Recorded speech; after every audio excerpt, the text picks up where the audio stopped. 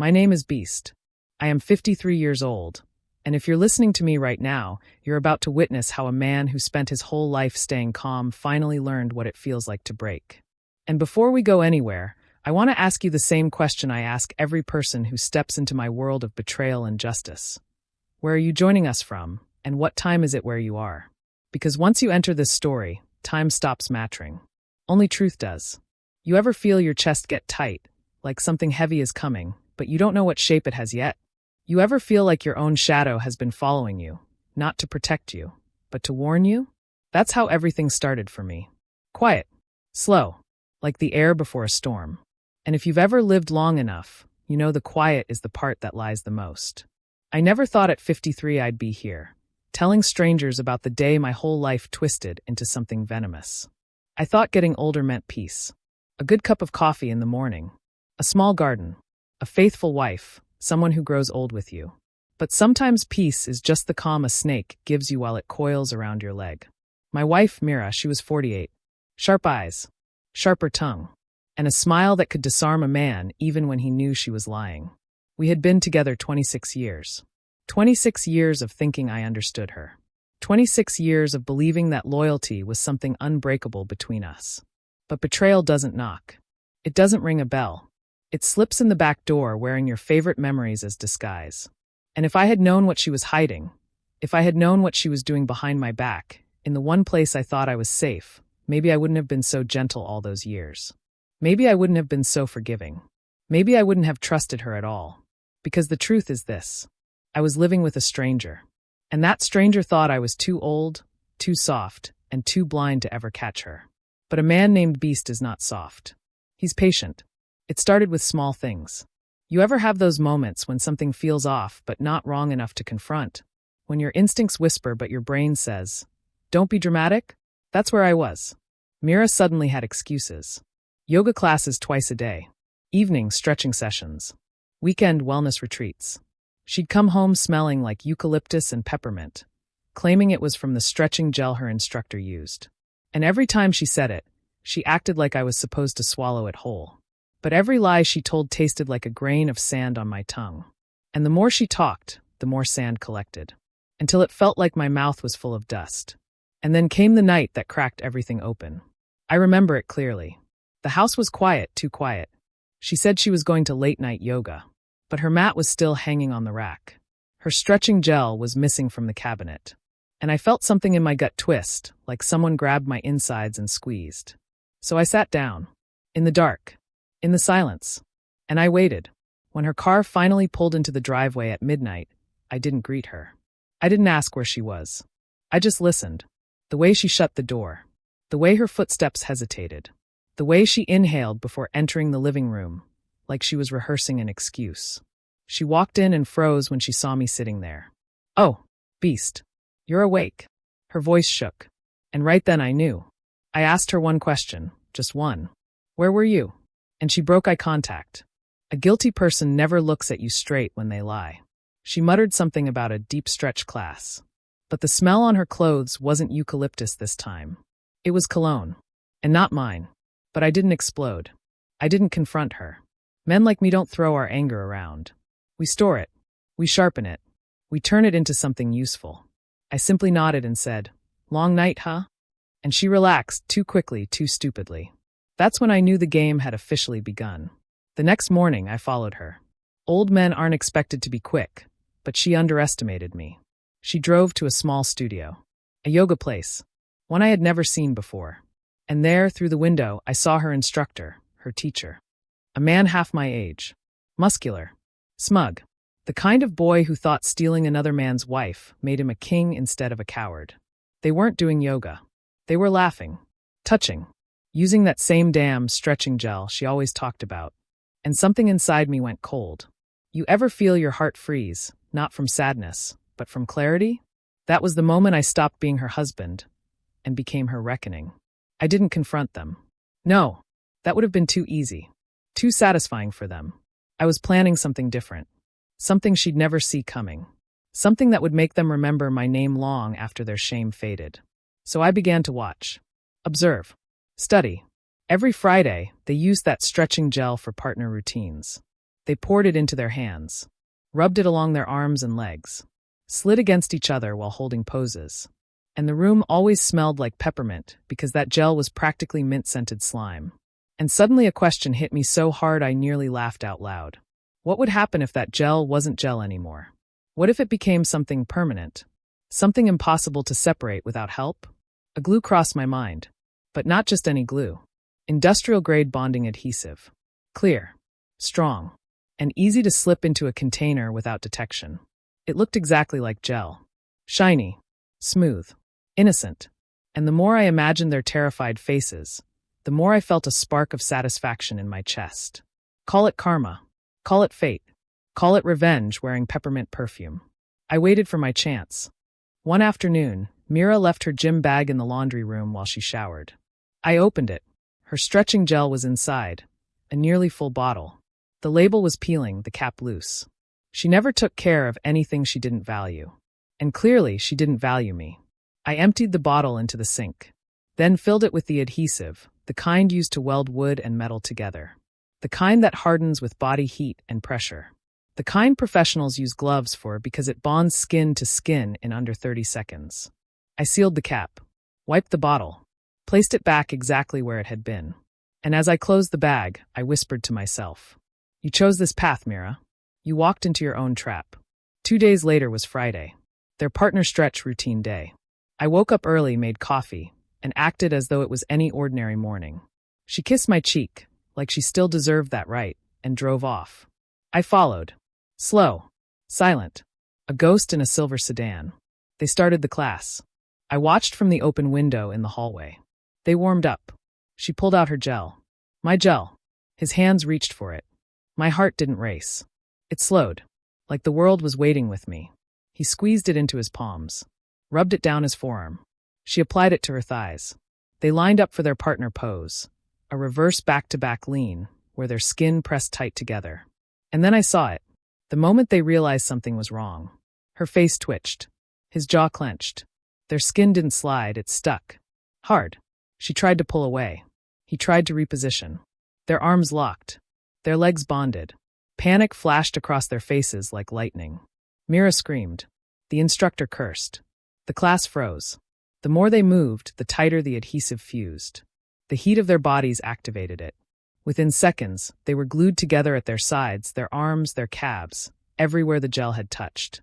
And I stood there, behind the window, watching the chaos unfold with a calmness I can't explain.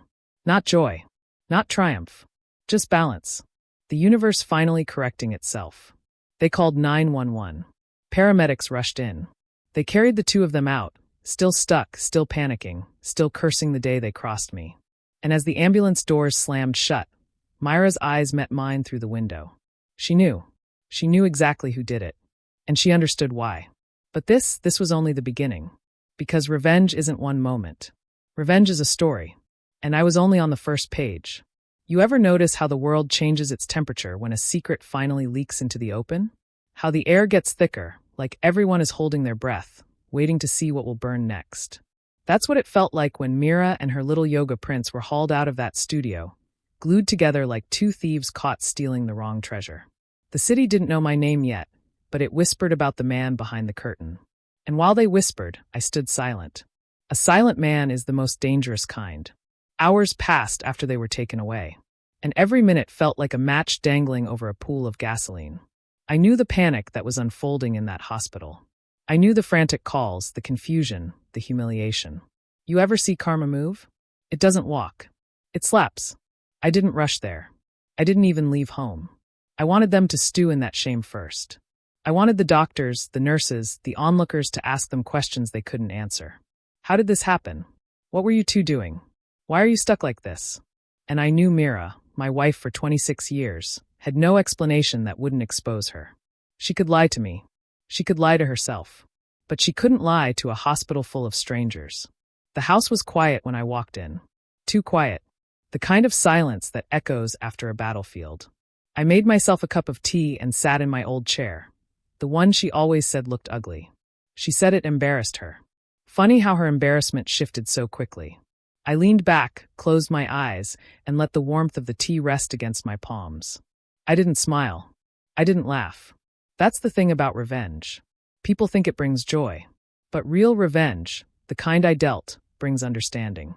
It brings clarity. It brings silence inside you that is heavier than steel. Around noon, my phone rang. An unknown number. I didn't answer. 2 minutes later, a voicemail popped up. I didn't rush to hear it. I finished my tea first. Then I pressed play. Beast, it's Mira. Something happened. I need you. Please call me. It's urgent. Urgent. That word meant nothing coming from her anymore. The last urgent thing she cared about was protecting her secret. And she failed. Half an hour later, another voicemail. Her voice cracked this time. Fear. Embarrassment. Pain. Beast, please. I'm at Mercy General. Please come. And then the third one. The voice of a man. Ah, the yoga boy. Sir, this is Brandon. Myra's instructor. Please, sir. Something went wrong with the gel. It burned. We just need you here. Please. Burned. He didn't even know the truth. The adhesive wasn't burning them. It was simply ripping away every fake layer they'd built together. And it was beautiful. But the thing about revenge, it shouldn't just hurt. It should teach. So I grabbed my coat, locked the front door, and drove to the hospital like a man heading to a funeral he planned himself. When I arrived, the nurse at the front desk looked at me like she knew something was wrong before I even spoke. Maybe she felt the storm around me. I'm here for Mira, I said. She blinked, nodded quickly, and pointed to a hallway. They're in trauma room 3. They. Not she. They. I walked down the hall slowly, letting each step echo. Letting the anticipation build like a drumbeat before war. When I pushed open the door, the sight in front of me almost made the universe laugh out loud. There they were, Mira and Brandon, stuck together at their arms, their sides, their legs. Dried adhesive creating a hard, shiny bond across their skin like someone welded them with invisible fire. Doctors circled them, trying to figure out the safest way to separate the two fools who had glued themselves into one creature. One doctor noticed me. You must be Mr. Beast. Thank God you're here.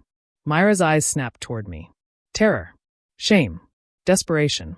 A cocktail she deserved to drown in. Beast, she gasped. Oh God, Beast, please help. But it was what she didn't say that hit me harder. She wasn't asking how I was. She wasn't apologizing. She wasn't even confused. She knew I did it. Brandon's breathing grew shaky when he saw me.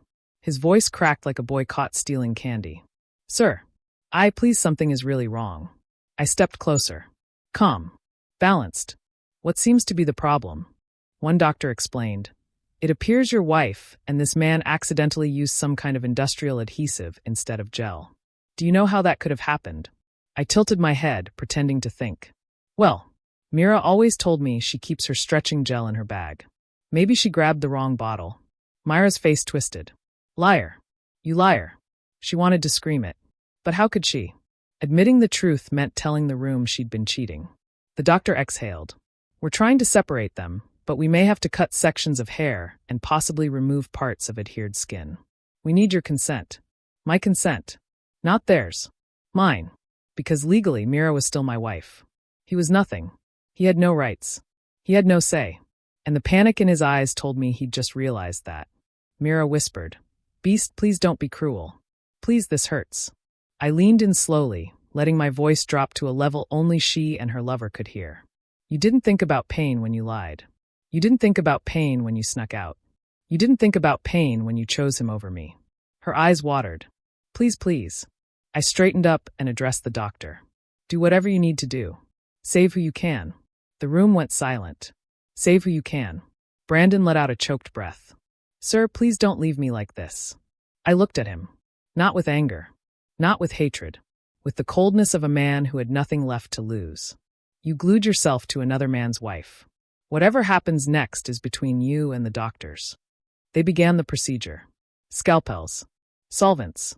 Tools designed to break impossible bonds. Every time they pulled, Mira winced.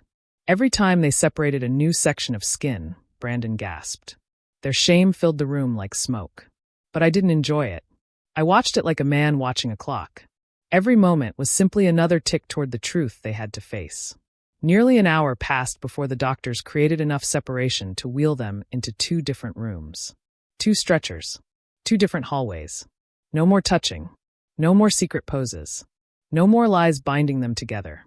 As Mira was pulled away, she reached a trembling hand toward me. Beast, don't leave. Please. Please stay. I looked at her the way a man looks at a stranger who borrowed his heart and forgot to give it back. You already left me a long time ago, I said. Her hand fell. Her mouth opened. But no words came out. And then the hallway swallowed her. The doctor turned to me. She'll need emotional support. This kind of accident can traumatize a person. I nodded. I'm sure she'll recover. But she wouldn't. Not from the truth. I walked out of the hospital without looking back. Not at Mira. Not at Brandon. Not at the room where their humiliation would stain the walls forever. I thought that was the end. I thought I'd gotten the closure I needed. But revenge is never done when you think it is. Revenge is a door that keeps unlocking more rooms. And when I reached home, something unexpected happened. A car was parked outside my house. A sleek, black, expensive car. Not one I recognized. The kind of car driven by someone with influence, someone with interest, someone with information. The window rolled down slowly. A woman looked at me. Sharp eyes. Calm face. No smile. She said one sentence that froze the world around me. Beast, you don't know the real reason your wife cheated. And just like that, a new fire ignited in my chest. Because revenge wasn't finished. It had just evolved. You ever notice how life waits for the exact moment when you think you've taken back control? Just to knock on your door with a new truth you never saw coming? That's what it felt like when that black car sat outside my home like a shadow with a heartbeat. The engine was off, but the tension was alive. The air around it buzzed like something was about to explode, not outside, but inside me. I approached slowly. Not worried. Not afraid. Just curious in the kind of way that makes your fingers go cold while your mind sharpens like a blade. The woman inside the car kept her eyes locked on mine, as if she'd been waiting for this exact second. She didn't blink. She didn't flinch. She just watched. Beast, she said again, her voice low, smooth, and carrying a weight that told me she wasn't here by accident. You don't know the real reason your wife cheated. My jaw tightened, but my expression didn't move. A man who has lived 53 years learns that emotion is currency. You spend it only when necessary. And you do. I asked. She opened her car door and stepped out. Tall. Confident. No fear in her posture. She wasn't here to guess. She was here to reveal. I know everything, she replied. You ever feel the wind change direction without warning? That's what happened. Something inside me, some old instinct, told me this woman wasn't an enemy. But she wasn't a friend either. She was something else. Something dangerous in her own quiet way. Then start talking, I said. She shook her head slowly. Not out here. Too visible. She motioned toward my house, like she'd already planned where this conversation was going to happen. Normally, I wouldn't invite a stranger inside. But normal was buried the moment Mira glued herself to another man. We stepped inside. I shut the door. She didn't sit. She didn't wander. She stood in the center of my living room like she belonged there. My name is Liana, she said. And I've been watching your wife for a very long time. Watching? I repeated. Why? She crossed her arms. Because Mira is not who you think she is. And neither is the man she was glued to. I didn't interrupt. I wanted the full truth. Every dark corner. Every rotten piece. Liana stepped closer, lowering her voice. What if I told you her cheating wasn't about love? What if I told you it wasn't even about lust? My heartbeat didn't speed up, but something inside me leaned forward. What was it about then? I asked. She studied me for a moment, as if deciding if I deserved the full truth or just the crumbs. Then she said a sentence that felt like a sledgehammer against the bones of my past. Mira wasn't having an affair with Brandon. She was recruiting him. The silence after that line felt like gravity thickened. Recruiting him for what? I asked. Liana's jaw tightened. For a group. A group she joined 3 years ago. A group that thrives on manipulation, money, and influence. They call themselves the Renewal. I'd never heard of it, but the name tasted rotten in my mouth. And what does this have to do with me? I asked. Liana looked around my home, her eyes drifting across the framed pictures on the wall. The vacations, the anniversaries, all the moments that were real to me, but apparently fake to her. She joined them because they convinced her she deserved more, Liana said. More excitement. More admiration. More control. They fed her lies. Made her believe she was above the life she built with you. And Brandon? I asked. What was he? A target, she replied. Someone she could manipulate, pull into their circle, and eventually use. Use for what? How deep did this go? How many lies did she weave behind my back? Liana stepped even closer. But there's something else you need to know. Mira wasn't supposed to get caught. Not yet. She was supposed to bring Brandon deeper into the group before they dropped the real plan. Which was? I asked. Her lips pressed together. To take everything from you. My pulse finally reacted. Not panic. Not fear. Fury. Controlled, quiet fury. The kind that heats your blood without changing your face. Everything. I repeated. Your house, she said. Your savings. Your pension. Your reputation. Your freedom. I didn't move. Didn't blink. But inside, a storm was rising. Why? I asked. Liana exhaled slowly, like the next truth weighed more than her chest could carry. Because Mira told them something they believed. What? She told them you were weak. The words hit harder than any betrayal she'd committed physically. Weak. That's what she thought of me. Liana continued. She said you were predictable. Gentle. Blind. She said you would never fight back, no matter what she did. She said you were the kind of man who could be easily removed. Removed. They weren't just planning to rob me. They were planning to erase me. But Liana wasn't finished. Mira also told them something else, she said. Something that caught their attention. What did she tell them? That you, Beast, have something valuable. Something they want. What? Liana leaned in, her voice dropping to a whisper that felt like a blade sliding across the room. Your land. My land. My old family property. The one I kept in my name for decades. The one no one knew the true value of. How would she know what the land is worth? I asked slowly. Liana glanced away for a second, like she regretted something. She didn't. Not at first. But someone else did. My stomach tightened, not from fear, but from a cold, creeping realization. Who? Liana's eyes locked onto mine with a truth she could no longer soften. Your wife wasn't the mastermind. She was the pawn. The real person behind this is someone she's been meeting in secret for over a year. I felt myself lean forward unconsciously. Tell me, I said. Liana hesitated, then exhaled the truth like a confession she'd been carrying for too long. It's her brother. My eyes narrowed. Mira doesn't have a brother. Her voice lowered even further. She does, just not one you've ever met. Not one she ever told you about. Not one who uses his real name. My chest felt heavy. The lies were deeper than the ocean. What name does he go by? I asked. Liana swallowed. He calls himself Talon. Talon. A name with claws. A name built to strike. And what does he want? I asked. Power, she whispered. And your land gives him that. How? She took a breath. Because underneath your land is something he's willing to destroy your life for. I didn't react. Not yet. Not until I knew everything. What is under my land? I asked slowly. Liana met my eyes, and in that moment, I knew the world I thought I lived in had just split open.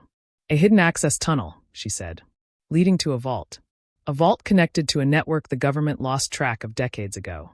And Talon wants it. The room fell silent.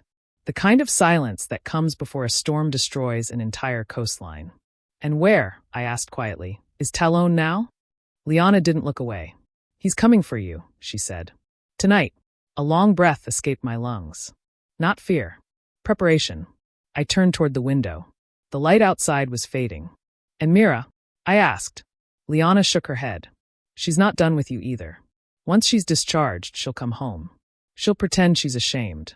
She'll pretend she wants forgiveness. She'll pretend she needs you.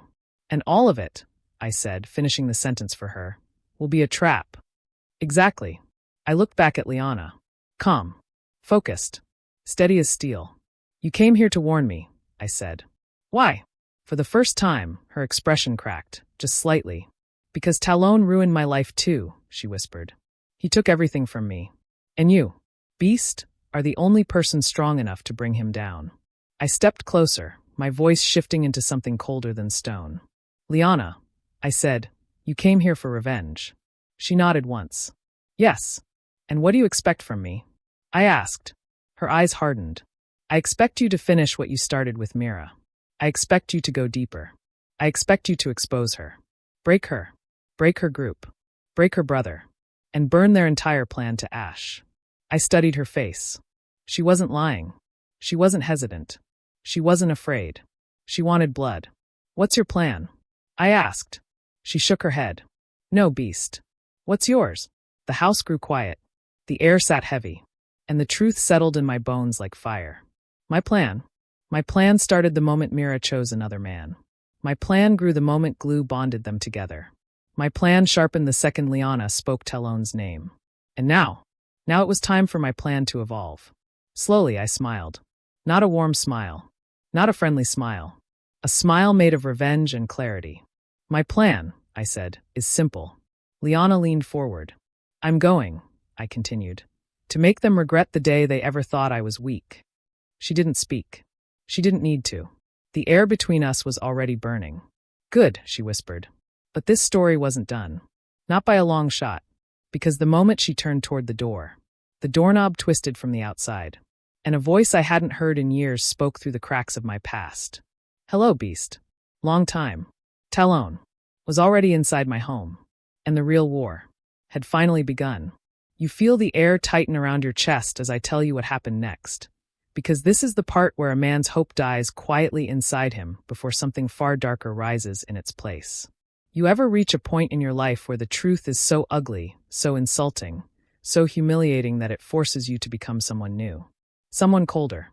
Someone sharper. Someone who stops asking why and starts planning how. That was the moment I became that man. And you're about to see the exact second when the old beast died and a different kind of beast crawled out of the wreckage. You know how it feels when silence suddenly becomes louder than any scream. When your hands are shaking, your stomach is twisting, and a single thought scratches at the back of your skull asking, do you really want to know? That's how I felt that night as I stood in my dark kitchen staring at my phone, replaying the audio I had recorded from my hidden mic. The breathy whispers, the soft giggles, the cheap little compliments from some childish man in my house. In my bed, with my wife. You ever feel your blood warm and freeze at the same time?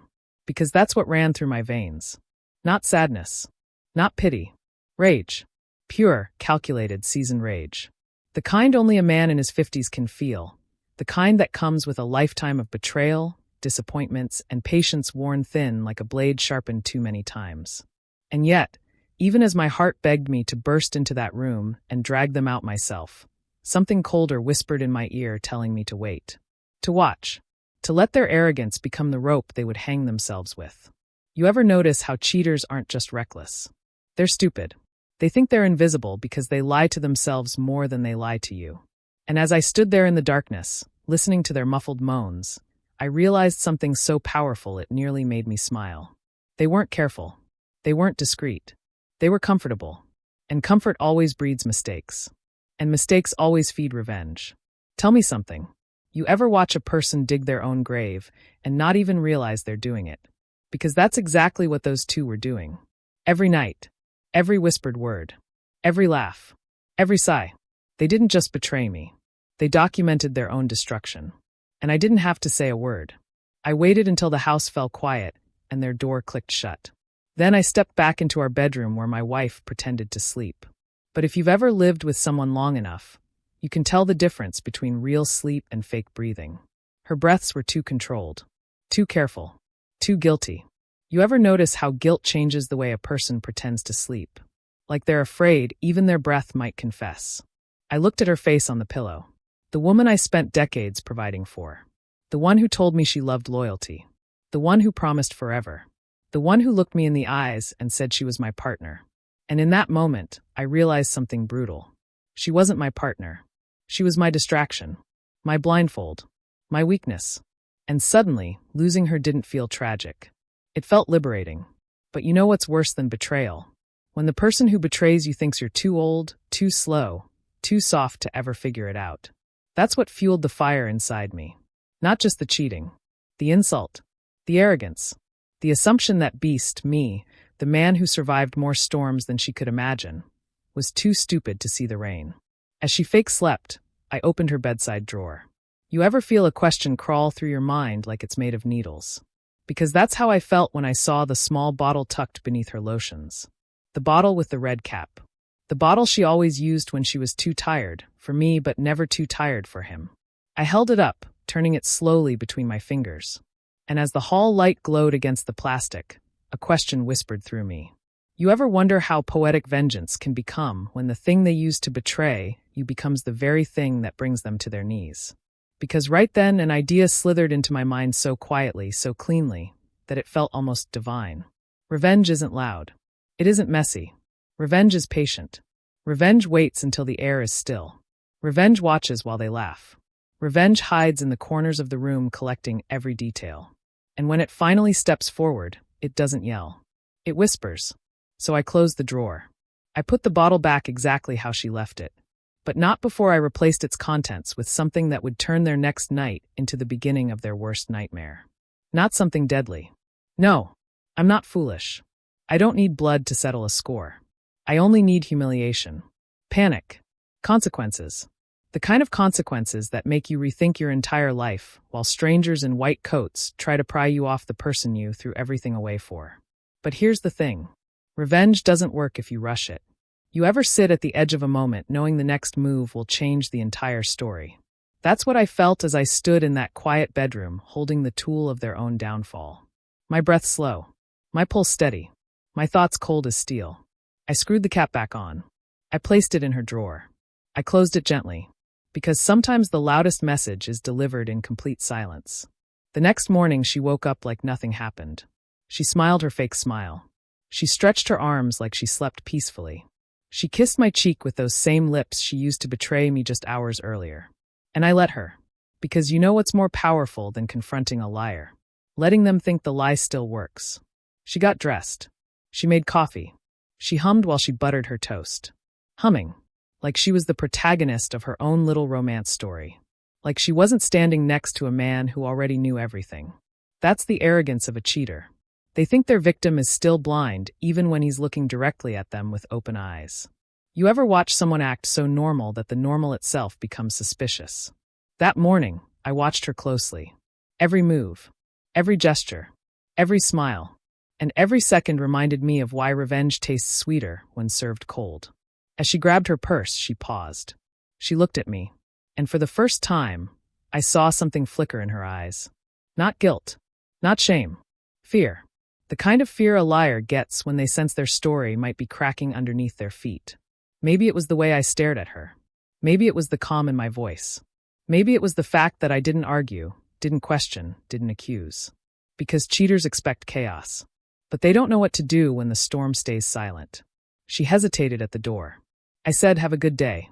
And she nodded like her voice got stuck behind her teeth. But none of that mattered. Because I knew exactly what would happen that night. And I knew it would be the night everything she took from me would come crashing back onto her tenfold. And you're about to hear how quickly a comfortable lie can turn into a hospital emergency screaming through the walls. Just tell me when you're ready.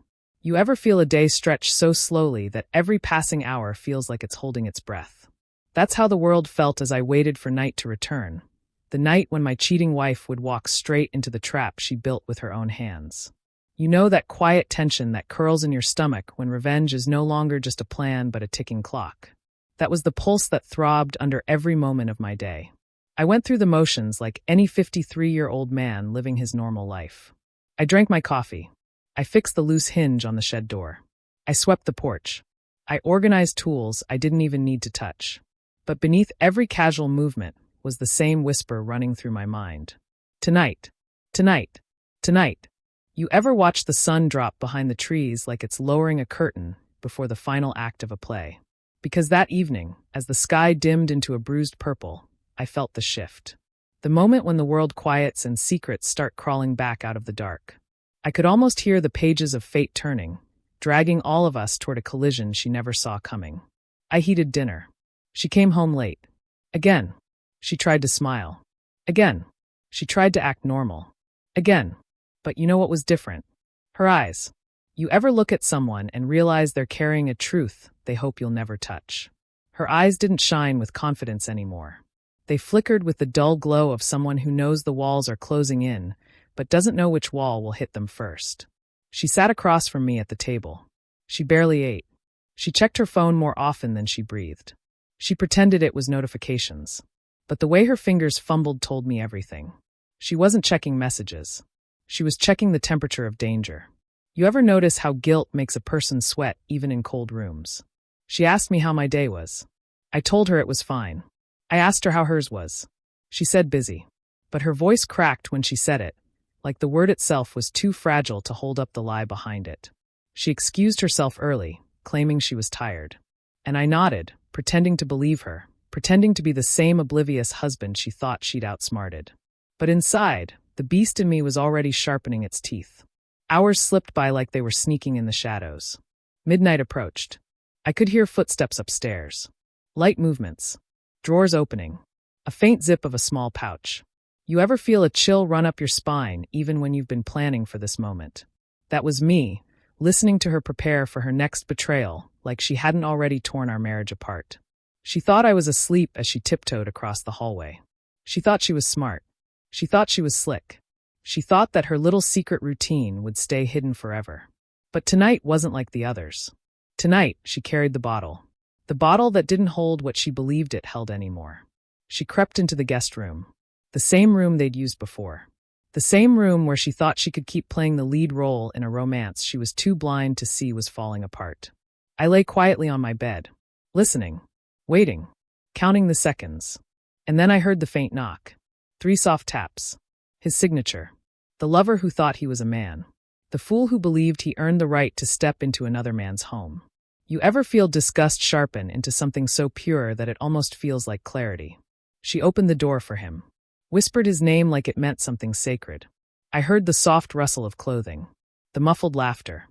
The gentle thud of her tossing the little pouch onto the dresser. The bottle inside that pouch. And that's when the room on the other side of the wall fell into silence. That pregnant, heavy silence right before the universe delivers consequences. A choke sound. A gasp. A whimper. A confused grunt. Then the panic began.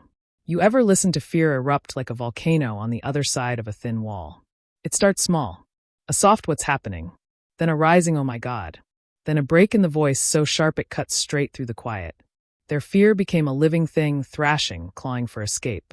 And I lay there in the dark, eyes open, breathing steady, letting every sound settle into me like justice finally waking up. A thud. A cry. A frantic whisper. A panic pull. Then the undeniable truth hit them like a brick wall. They were stuck together, permanently glued in the exact position they never should have been in. Her scream ripped through the room like a blade slicing through fabric. His voice cracked into a pitiful whine. They tugged. They twisted. They begged each other to fix it. But that's the beauty of consequences. Once they sink their teeth in, there's no easy way out. They tried separating themselves. They tried shifting. They tried anything their terrified brains could think of. But nothing worked. The chemical bond held them like shackles forged from their own betrayal. And then came the moment I had been waiting for. Her trembling voice, barely audible through the wall, whispered the words that tasted sweeter than anything I'd heard in years. We need to go to the hospital. You ever hear a liar beg for help and realize that fate is finally balancing the scales? They wrapped themselves clumsily in blankets. Their footsteps stumbled down the stairs. I heard the front door fly open. I heard their desperate whimpers fade into the night. And I didn't follow. Why would I? Some punishments don't need an audience. They need time. I sat on the edge of my bed, hands clasped, breathing slow, letting the calm settle into my bones. You ever feel peace so heavy and so earned that it almost feels unreal? That's what washed over me. But the night wasn't done with them yet. Because consequences never travel alone. While they rushed to the ER trying to hide their shame under blankets and panic, I stayed behind. I walked into that guest room. I looked at the scattered clothes, the twisted sheets, the open drawer. And right there, sitting under the light, was the small pouch they forgot in their chaos. Inside it was the truth. A truth they didn't know they dropped. A truth that made my eyebrows rise. A truth that would turn my revenge from humiliating to catastrophic. And the moment I held it in my hand, I knew exactly what the next step would be. If you're ready for the part where their world collapses beyond repair. You ever hold something in your hand that changes the entire meaning of everything you thought you already understood? Because that's what happened the moment I reached into that forgotten pouch and felt the cold edge of a small metal key. Not a house key. Not a car key. Something smaller. Something older.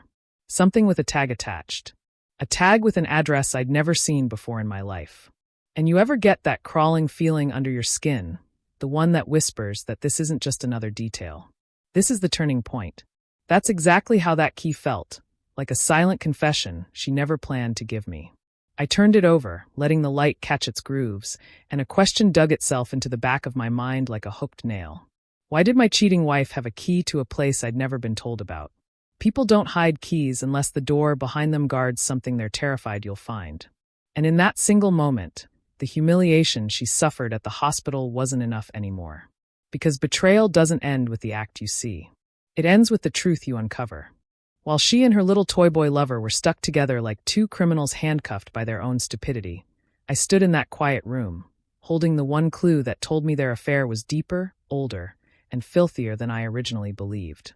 You know that feeling when revenge suddenly expands, like a fire catching fresh oxygen? That was me. My breath slowed. My heartbeat steadied.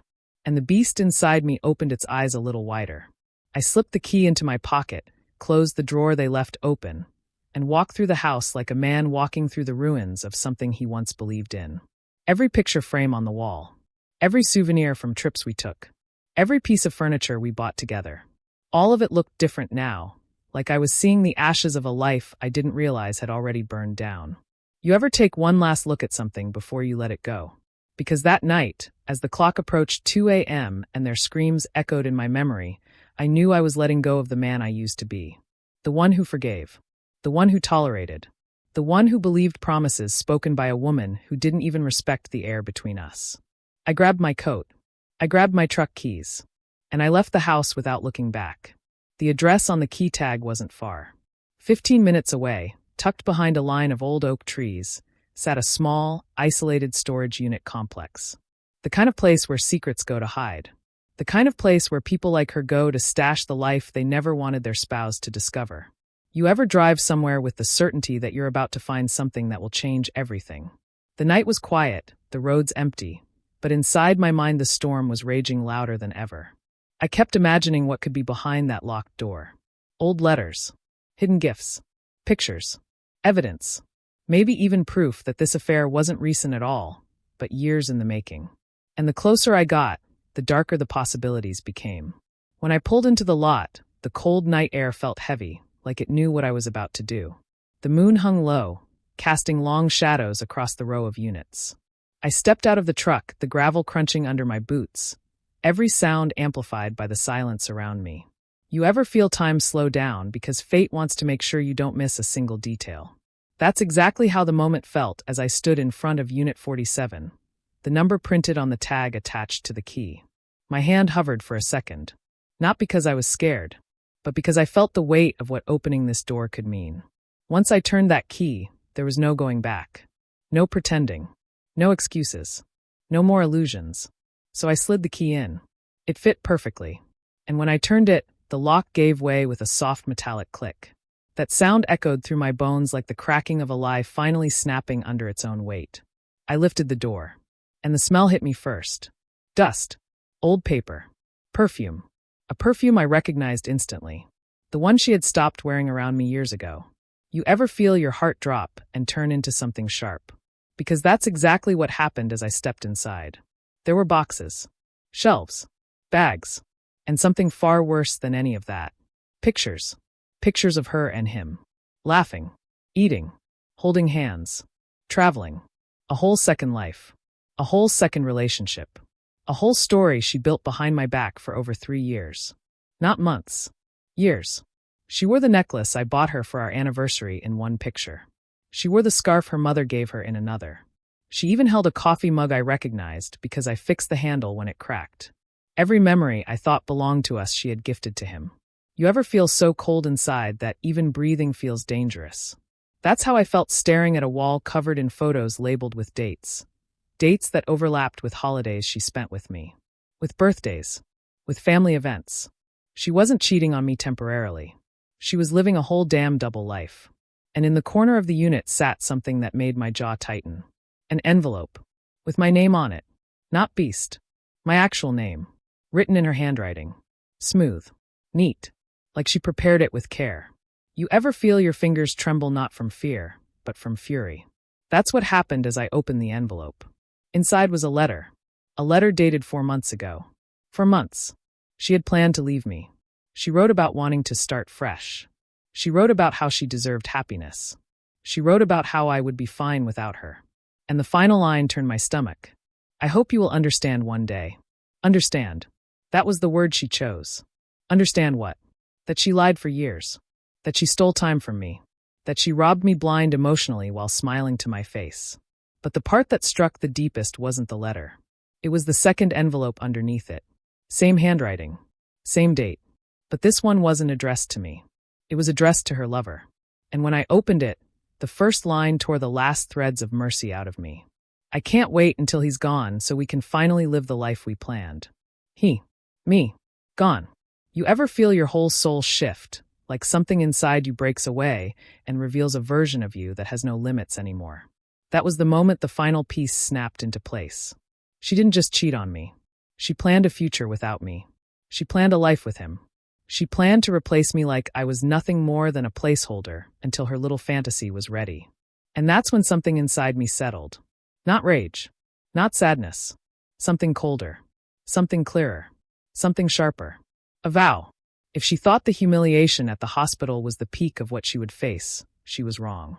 So wrong. Because what I found in that storage unit didn't just justify my revenge. It escalated it. When I stepped out of that unit, locking it behind me, the cold night air felt different. Lighter. Like it welcomed the man I had become.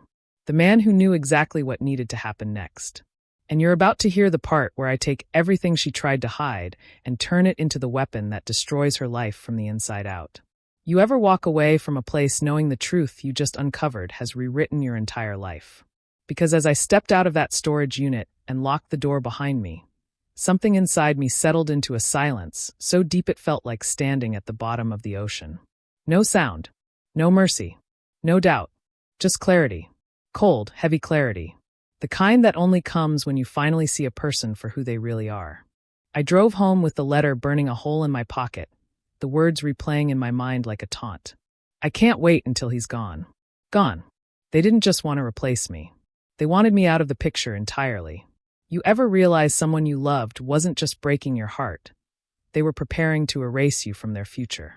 That's the darkest kind of betrayal. That's the kind that turns justice into instinct. By the time I pulled into the driveway, their car was already gone, rushed off to the hospital where shame, fear, and medical glue remover were waiting for them. I sat there in the dark truck for a moment, letting the engine hum beneath me while the beast inside me calculated the next steps. Because humiliation was just the first act. Now it was time to destroy the entire structure of lies they built. I walked inside the house, our house, but it didn't feel like mine anymore. It felt like a stage she used to perform whatever version of herself she thought kept me blind. I moved through each room slowly, touching the back of chairs, the edges of picture frames, the doorway where she once surprised me with a birthday cake. Every memory had a shadow now. Every good moment had a sour aftertaste. You ever taste nostalgia and bitterness at the same time? That's what it felt like. But instead of drowning in it, I turned it into fuel. I went into her closet. Not to rage. Not to destroy. But to gather evidence. Every woman who leads a double life leaves crumbs. Receipts. Notes. Clothing bought for someone else's eyes. I was methodical. Precise. I searched pockets. I checked purses. I opened notebooks. I flipped through calendars. And piece by piece, I uncovered the timeline of her betrayal. Hotel receipts. Hidden credit card bills. A photo strip tucked inside a shoebox. 2 rings I'd never seen before. A spare phone. Each item was like a match tossed into gasoline. You ever feel yourself grow calmer the angrier you get? That was me. Because every lie I found made my next move clearer. When I finished, I placed everything neatly on the dining table like I was preparing an exhibit in a courtroom. And then the front door opened. Not slowly. Not quietly. It slammed against the wall, and her voice came spilling through the house in a frantic, trembling mess. Beast. Beast, oh God, are you awake, please? Her voice cracked on the last word, like fear was clawing at her throat. You ever hear someone sound terrified not because something happened to them, but because they're afraid you finally saw behind their mask? That's exactly what her voice carried. She stumbled into the kitchen wrapped in a thin hospital blanket, walking awkwardly, legs trembling, fingers shaking. Her face was flushed with embarrassment, her hair tangled, her eyes wide with desperation. She wasn't the confident, lying woman from yesterday. She looked like a child caught stealing with the evidence still in her hands. The man she cheated with wasn't with her. Probably still at the hospital being treated. Probably too ashamed to face daylight. She stood there alone, breathing like she'd run miles barefoot. And when her eyes fell on the table, she froze. You ever see guilt strike someone so fast their knees almost buckle? She stared at the pile of evidence, every piece reflecting back the truth she tried so hard to bury. She didn't move. She didn't blink. The only sound was her breath stuttering in and out like her lungs forgot how to work. I didn't yell. I didn't move toward her. I just watched her panic unravel. She whispered my name like it was the last word she had left in her vocabulary. Beast. I can explain. Explain. That word again. Liars love that word. It's the net they throw out when they feel the ground disappearing under their feet. But explanations mean nothing when the truth is printed in ink and stacked in front of them. I didn't say a word. Silence is a weapon cheaters can't defend against. She took a shaky step forward. Then another. Tears welled in her eyes, but these weren't tears of remorse. These were tears of exposure. Tears of someone whose second life was collapsing. You ever watch a person realize they've run out of lies? It's almost cinematic. She reached out to touch one of the photographs on the table. I pulled it away before her fingers grazed it. That tiny motion broke something inside her. She crumpled to the floor, sobbing into her palms, begging me to listen. But her words were empty, shapeless, collapsing before they even reached me. She cried about being lonely. She cried about needing attention. She cried about making mistakes. She cried about pressure. She cried about confusion. The usual script. The same excuses cheaters use when the lights turn on and their shadows disappear.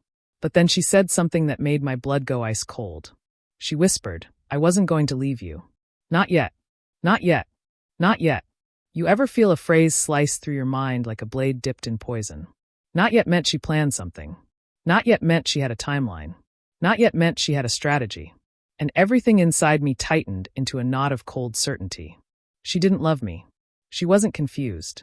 She wasn't lost. She was waiting. Waiting for the right moment to abandon me. Waiting for the right moment to replace me. Waiting for the right moment to escape into the fantasy life she built with him. The life she confessed in that letter. And that's where she made the mistake of her lifetime. Because she didn't realize I'd already read both letters. I pulled them out and placed them on the floor in front of her. And when she recognized the handwriting, the color drained from her face so fast it looked like her soul was slipping out. She didn't move, didn't breathe, didn't blink. Her eyes locked on the second letter, the one addressed to him. And that's when she broke. Not emotionally, strategically. She lunged forward, trying to grab the letter, trying to rip it, hide it, swallow it, anything. But I stepped on it before she reached it. She froze again, her fingers inches from my boot. Trembling. Helpless. Exposed. You ever see a liar begging without words? That's what she looked like. But what she didn't know was that the letters were just the beginning. Because revenge isn't about one moment. Revenge is a chain. A chain that pulls tighter every time the truth comes out. And I was ready to yank the next link. You want to hear how I used those letters to turn her job, her reputation, her finances, and her entire social world into rubble. My mother used to tell me something when I was young. Something I never understood until everything fell apart. She'd say, a betrayal can either poison you or sharpen you. The choice is yours. Standing in that dim hospital hallway, watching my cheating wife and her bendy lover being wheeled away like two broken action figures glued together by fate itself, I finally understood what she meant. This wasn't poison. This was the sharpening, the moment that would define the rest of my life. But revenge wasn't finished yet. Not even close. Hours passed. Nurses whispered. Doctors cursed under their breath. Security kept glancing at me like I might try to finish what the glue started. I just sat there, calm, hands folded, like a man watching a storm he predicted years ago finally hit shore. Eventually, a doctor walked out, the same one who had nearly ripped his gloves off in frustration earlier. He rubbed his eyes, sighed, and said, "They're separated. Barely, but separated." I nodded like he was telling me my car was ready from a tune-up. "Are they conscious?" I asked. He hesitated. "Yes." "Good," I said. "I'd like to speak to them." His eyebrows shot up. "And no, sir, I don't think that's a good idea." I stood. He stepped aside. Smart man. The hospital room. Two liars, one chaos. My wife lay in one bed, her yoga guru lover in another. Both bandaged. Both shaking. Both terrified the moment I walked in. "Why you?" my wife whispered, voice raspy. Her lover pulled the blanket up to his chin like it could save him. I stepped in and closed the door behind me with a soft click. Even the sound of the latch made them flinch. "Relax," I said. "I'm not here to hurt you." They didn't believe a word. I pulled a chair over and sat between their two beds. "Do you know what the funniest part of all this is?" I asked. Their silence was answer enough. "You two did everything you could to hide this affair. Deleted messages. Fake yoga receipts. Secret morning sessions. I smiled. But in the end, you glued yourselves together." My wife looked away, tears forming. Her lover tried to speak, but just croaked out a noise like a dying squirrel. "Don't strain yourself," I told him. "You'll need your strength where you're going." Their eyes widened. "Oh, relax. I'm not sending you to prison." They both exhaled in relief. "Yet." And the panic returned instantly. The confession. I pulled out my phone. I recorded everything. The confrontation. The accident. The doctor explaining the glue situation. Every word. My wife shook her head violently. No, you can't, please, my reputation." "Your career?" I said. "Your brand? Your mind-body wellness followers?" She was trembling now. I leaned forward. "Then confess." Her lips quivered. "You want to save your life? Your job? Your pretty, perfectly arranged social media existence?" I pointed to my camera. "Admit it. All of it. Every lie. Every betrayal. Every secret you thought I'd never uncover." Her lover started crying. My wife closed her eyes, took one breath, and she confessed. Every detail. Every meeting. Every morning yoga session. Every lie she fed me while smiling in my face. 15 minutes of pouring poison out of her. I let her finish. Then I asked, "And why did you do it?" She looked at me with red, trembling eyes and whispered the line that shattered something deep inside me. "Because you were too stable. Too good. Boring. I wanted chaos again." I didn't blink. "Congratulations," I said softly. "You got it." I turned to her lover. "Your turn." That man sang like a canary trapped in a cage that was rapidly shrinking. Names. Dates. Screenshots I didn't even know existed. He gave me everything. By the time the nurse poked her head in, their lives were already burning. The divorce nobody saw coming. 2 weeks later, I walked into the courtroom with a folder thick enough to use as a doorstop. My wife walked in with a lawyer who looked confident until he saw the file in my hand. In 20 minutes, her career shattered. Her lawyer asked, "Do you have evidence of infidelity, emotional abuse, manipulation, and financial betrayal?" I placed the first stack on the table. Her confession. Then the second. Her lover's confession. Then the third. Hospital statements describing how they were glued together. The judge actually took his glasses off and rubbed his temples like he wanted to rewind reality. My wife's face crumpled. Her lawyer leaned toward her and whispered, "What exactly did you glue yourselves with?" I smiled politely. The judge ruled in my favor faster than I thought humanly possible. House mine. Car mine. Savings mine. Her brand suspended. Her reputation cracked like dropped porcelain. Her lover? He lost his yoga studio after clients found out he had to be pried apart from a married woman by surgeons. The final visit, closure or chaos. 3 weeks after the divorce, she showed up at my new apartment. Hair messy. Eyes hollow. A woman whose world had finally stopped spinning. "I just wanted to talk," she whispered. "For what?" "For closure."